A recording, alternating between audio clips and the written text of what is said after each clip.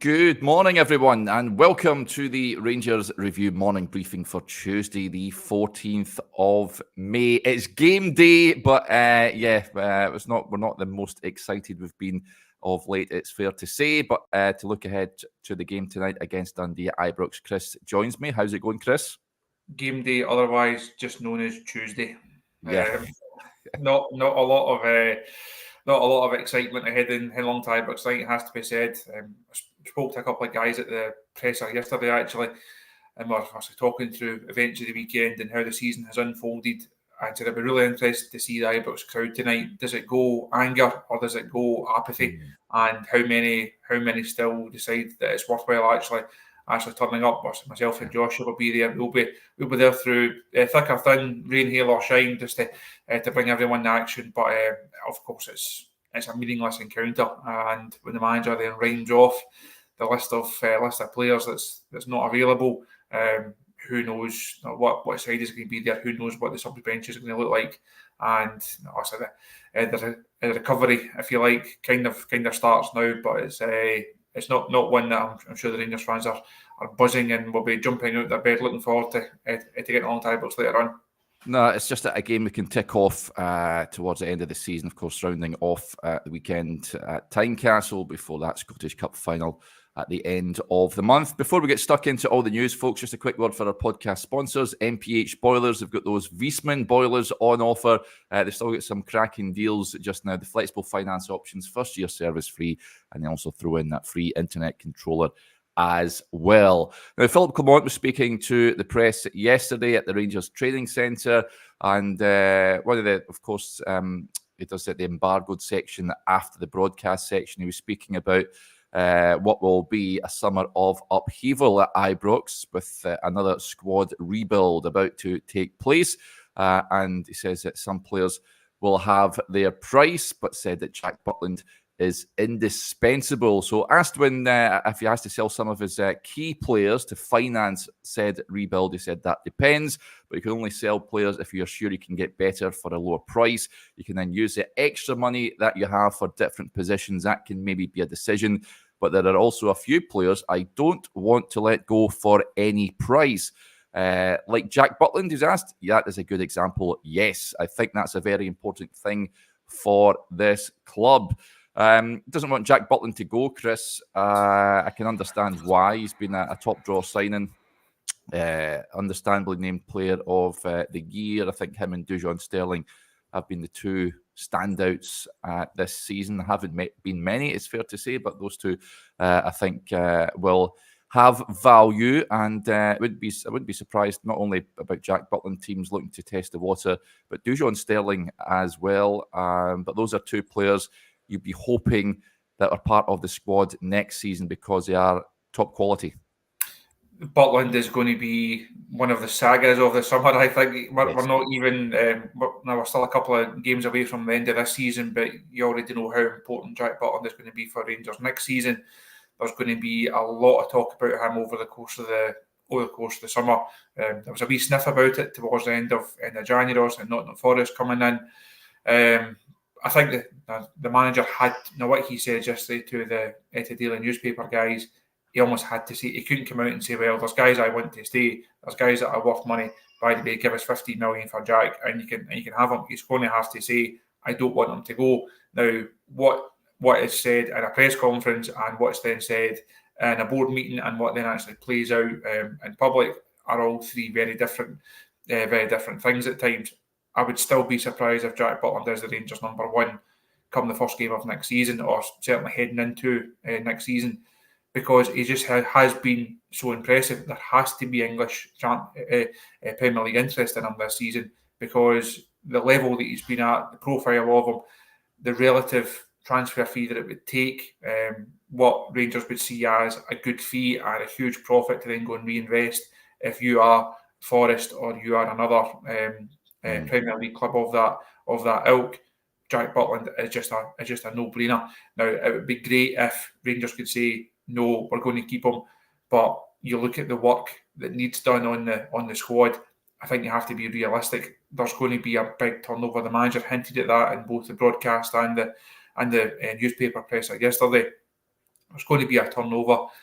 Rangers do have to go out and strengthen in a number of areas. If it was a case of we only really need another striker and you maybe get one or two others and do some loan deals, that would be different. There's a lot of work needs done on this squad. There's not a lot of sellable assets in there, and Butland is the obvious one. We would all love to keep him. We all want him to be the Rangers' number one next season because he's come in and been terrific, and he's come straight in, taking on the mantle from Alan McGregor.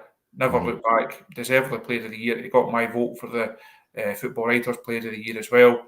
And I say he's just been such an integral part of this squad.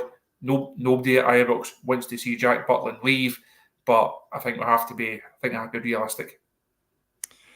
Yeah, he was just pushing on the summer rebuild that is soon to be upon us. He says, we have been busy with that for months. I cannot put a number on how many we will bring in. I know a number, but I'm not going to put that in the media now. Of course, it will be significant because we have a lot of contracts ending. Also, we don't have unlimited finances, so we need to make the right decisions in the positions and where to spend more and where to spend less.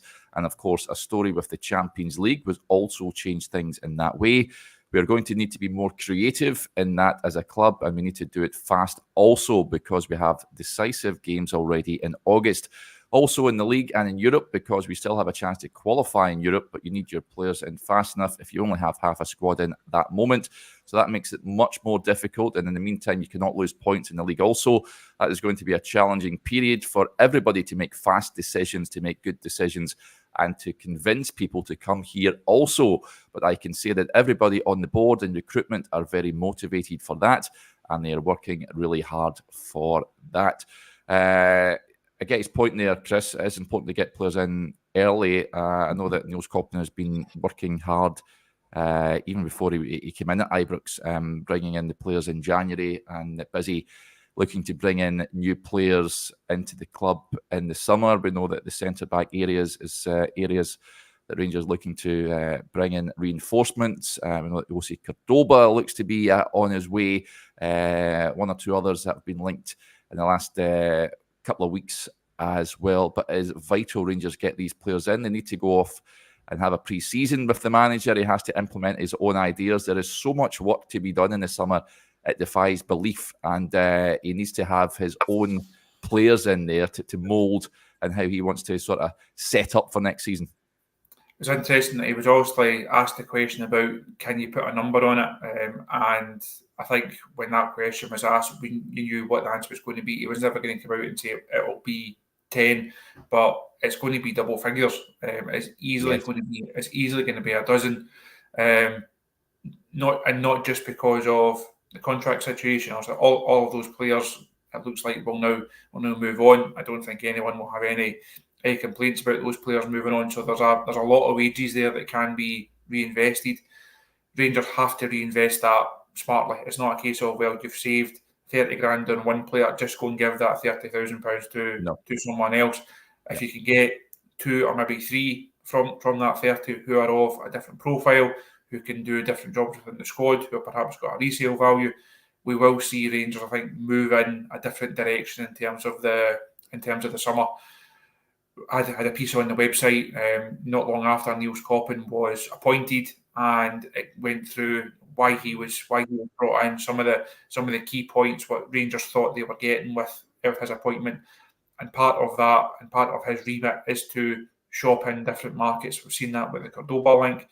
Yep. We'll see Rangers. I don't think it'll just be a case of we'll go down south and we'll pick up some out of contract Premier League players. We'll get a look at the Championship and then we'll start kind of scouting around abroad. They have to pick up. Myself, Josh, and Johnny spoke about this the other day.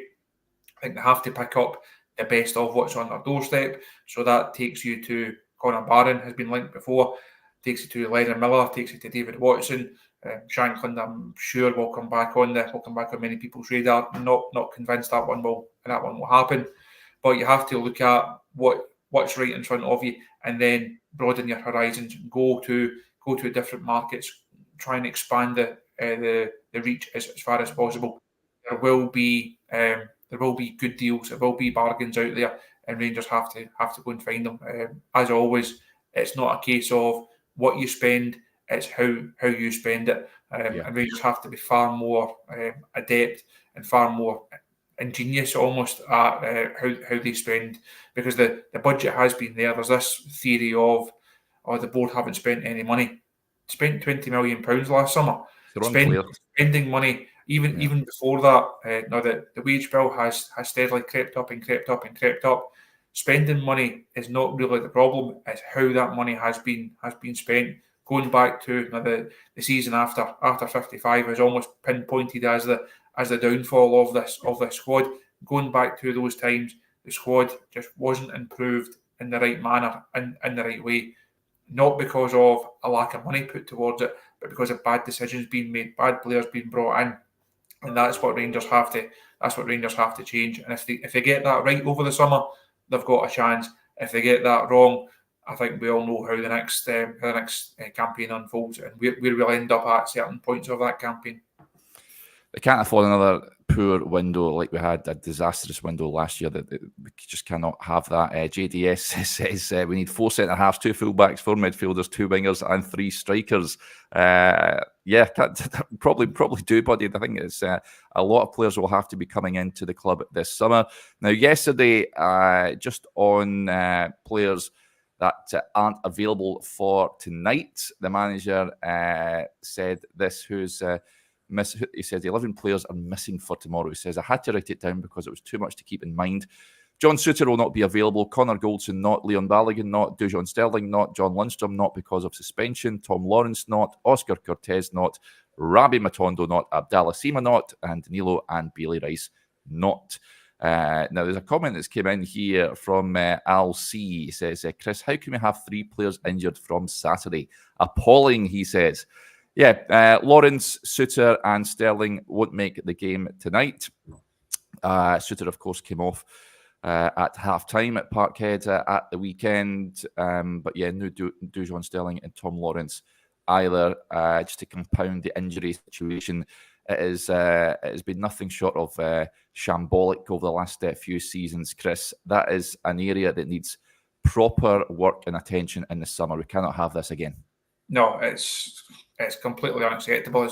It's almost farcical. In fact, it probably is farcical. Rather than saying almost, it just is farcical. It's something I spoke to Josh on the member show post press conference about it yesterday. It was also a big theme of the manager, and there've been various stages this season where he's had a wee nibble at it. He's referenced that he's spoken a wee bit about it, but then not really gone into the what he's doing to try and solve it. Again, he was asked about that yesterday. What are your plans to fix this problem? And he didn't really want to go into it. I think it may well be by the time I maybe sit down with him pre-season or early next season, he might want to go into it a bit more. He's obviously still got a cup final to go and try and win, so it's not a case of you can get the flamethrower out and just start taking bodies at present. He still needs to keep. And I think that's a relevant point when it comes to talking about John Lundstrom, for example, after the weekend and again yesterday. At this stage, you can't just come out and just start slaughtering people, because you do need to keep everyone together. That team spirit that he's spoken so often about earlier on in the campaign, he still needs that to get through this bad week of the 2 final Premiership games that don't mean anything. But next week, come Monday morning, everyone has to be pulling in the same direction. Everyone has to be on the same page, because there's a Scottish Cup final against Celtic at the end of that week. So everything has to be geared towards that. Once the final whistle goes at Hampden, win or lose, I think there's then a huge focus on next season, on clearing out some of these players, on doing whatever the manager wants to do with the medical department. And that will be a hugely important part of the summer. Because as I say, Derek, this situation hindered Gio, undermined Michael Beale. It's ultimately, I think, it's cost Rangers dearly. Now we can look back at different games. Motherwell game, obviously, there's reasons why that one wasn't won. The Old Firm games, there's reasons why they weren't won. Ross County and Dundee are forever a scar on this squad and on this season. But if the manager had different options, those occasions could have worked out differently. If those ones work out differently, the Premiership title race, in all likelihood, works out in our favour as well. So I think the manager was keen yesterday not to use it as an excuse, but I think he has to use it as a mitigating factor. You cannot lose the number of players that you've lost at various stages of the season and still expect to win the biggest games. It did hurt Rangers against Celtic at the weekend. It has impacted them over the course of the campaign, and of course it just is an issue that has to be resolved heading into the summer, heading into next season. Yep, Sam Hector says, I'm hoping Lundstrom's ban starts tonight. If not, he'll be in the team. He is suspended for this game. Sam, is it a one-match ban, Chris, or is it two-match ban? Two, I believe. So his next chance to play will be the cup final. Please no. I hope that his shambles of a display at Parkhead is the last we see of him in a Rangers jersey. No point playing him anyway. He's not really contributing in the middle of the park. Whether he was staying or not, he's not in form at this moment in time, which ties us into this question from Joe. He says, what are your guys' predicted lineups tonight? Well, given the raft of injuries, is who is basically available to put on the park tonight to start against Dundee. Off the top of my head, Chris, I was having a think about this last night. I would be tempted to start Robbie McCrory. Why not? Just give him a game. Right back, I'd like to see a change there. I'm making wholesale changes in my team. Leon King, could he be brought in over on that right-hand side? Centre back, you've got Ben Davis is fit, so you'd imagine he'd start. John Lee Yefeko, could he maybe start at the centre half? Could Robbie Fraser or Ridvan? I'd imagine with the Scottish Cup final on the horizon, Ridvan would be starting at left back. In midfield, I'd be starting Nico Raskin. I'd be starting probably Diamande and either Cantwell or Ryan Jack. Depends how fit he is. I know he played in the B team at the tail end of last week. And middle to front, forward line, who have you got there? You've got Ross McCausland. You'd imagine Cyril Dessers will lead the line as he normally does. Fabio Silva thought had a decent enough game at Parkhead. Should have buried that chance, incidentally, before Celtic opened the scoring. But who else is available? Any young boys that could come in over at that left-hand side? I'm not entirely sure. So that's just my team off the top of my head. Chris, would you deviate from that? I think Josh is taking his boots and he's going to make a pitch to play wide in the left as well after recovering from his hamstring injury the last couple of weeks. But I'm not going quite as widespread changes yourself. Off the top of my head, just before we came on, I'm going for Butland, Tav, Davies, King, Ridvan, Raskin, Diomande, McCausland, Cantwell, Silva, and Dessers. So I think there's enough in there to go and win the game. But what the bench will look like after that, who knows? It will be a young bench. You'd imagine, as you say there, Yefeko has to come into consideration for a spot on the bench. Cole McKinnon, you would imagine, comes back into the squad. You also still have first team guys like Scott Wright can come in there and play off that right hand side if McCausland doesn't get the nod. Raskin, as a comment says there, he's a must. Josh has also got an excellent Raskin piece on the site this morning, looking at why he's perhaps fallen out of favour over these last few months. Raskin, I think that there's a danger that players become better players when they're not playing. I think the Rangers support can be quite guilty of that. The last couple of times that Nico has started, he's not really impressed. I think back to the Motherwell game at Ibrox, St Mirren away, didn't really see his best performance either. So there's definitely, I think there's improvement to come from Raskin. But these next couple of games, certainly tonight and at Tynecastle, give him both of them, and then he can then hopefully try and make a pitch for the Scottish Cup final. I don't think there's many people that say John Lundstrom should walk straight back into that side at Hampden. You simply can't. Rangers will lose that game. Just looking ahead to that game, Chris, the manager has to change something, whether tactically or personnel wise, or else it's just going to be the same outcome. Can you see him experiment perhaps in these two games against Dundee and Hearts ahead of that game? I don't know if it would take too much experiment. I think we spoke about it a bit pre-match on Saturday when the teams came out, and again we've touched on it in various videos since. For me, the problem was Problem was the setup on Saturday. One of the problems was the setup. The midfield had to be more robust. The midfield had to be stronger. We needed an extra body in there to try and combat the Celtic three. When you have a three of the quality of Hatate, McGregor, and Matt O'Reilly, you can't allow them the time and the space to dictate play, which Rangers did again. So for me, that's the main lesson that the manager has to learn from how the Old Firm games have unfolded. So heading to Hampden, I'd like a midfield three if everyone's fit: Raskin, Sterling, and Diomande. I think that gives Rangers a better chance of having something, having more control in the middle of the pitch. I would be surprised if we see that tonight. I think Cantwell come back in and also more likely to play as a 10 rather than play slightly deeper. So I think tonight it'll probably be the same. Maybe on Saturday at Tynecastle, is that a chance to try it out? Because I don't think it takes a radical move away from what the manager has tried so far. It's more just of a tweak, just to give you something different in the middle of the pitch. Also, Ryan Jack, as Alan says there, Jack I think has been a big loss. Again, he is someone who could have come into that if he'd been fit. Someone who could have come into that consideration to play one of those roles on Saturday. It's probably too much asking him to come back in and play the Scottish Cup final. So I think the three that I outlined there would be my three. But ultimately, these two games, there's as much about confidence as anything else. They have to try and get something back. They need to try and put Saturday, try and put all the disappointment of this season behind them, because there's still a prize to play for. It's not the prize that we all thought it was going to be. It's not the prize the main one that we've all been going for. But the Scottish Cup is still a big target for Rangers. Still have to go and win it. It's still a chance to go and try and lay a marker on Celtic. So it's not a case of we can write off the rest of the season. Yes, he can downplay these two games this week, but there's still so much at stake. So I think these two games are important in their own way. Lots of comments coming in about potential team for tonight. Paul with the point says, could Clement go for two up top, Roof and Dessers? I would be surprised to see that, buddy.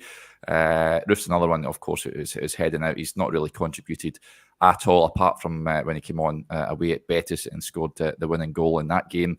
I think it'll be Cyril Dessers leading the line, and from here until the end of the season. Hugo Bear says, I hope we see Archie Stevens, bright young talent, playing for the B team, and I wouldn't be opposed to seeing him play at some point tonight as well.